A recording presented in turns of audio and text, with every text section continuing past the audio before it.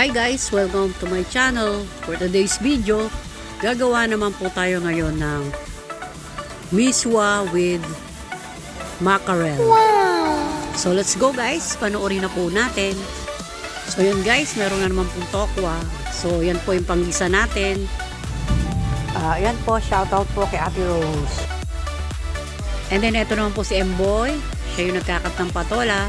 Yan. So, yan po, pinarito po namin ng tokwa. Yan.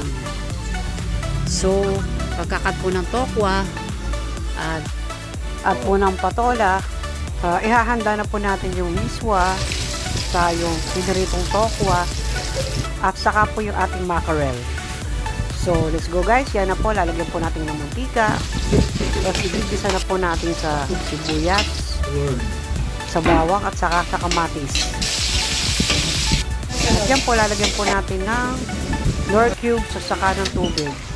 So yan po, ang mackerel natin. So isang latang malaki. Kasi na po yan, paparamihin po natin yan.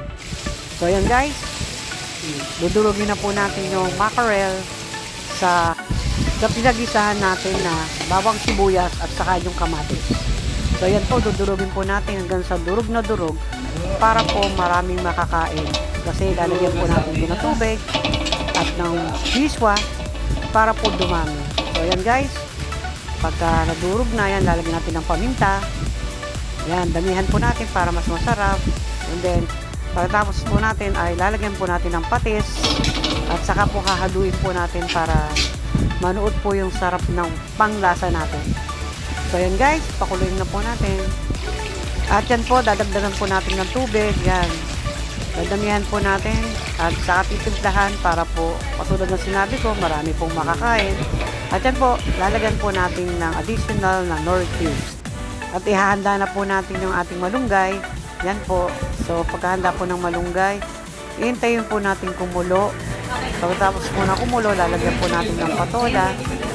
Tapos pag kumulo na po yung patola at okay na po yung malunggay, lalagay na po natin yan, malunggay at saka po yung tokwa. Ang huli po ay ang miswa. So yan na guys, luto na po siya. Kasama ng tokwa, malunggay, at saka yung pinakuluan nating mackerel na meron patola. Thanks for watching guys. Yan po guys, mura lang po siya. Marami pa pong pwedeng makakain.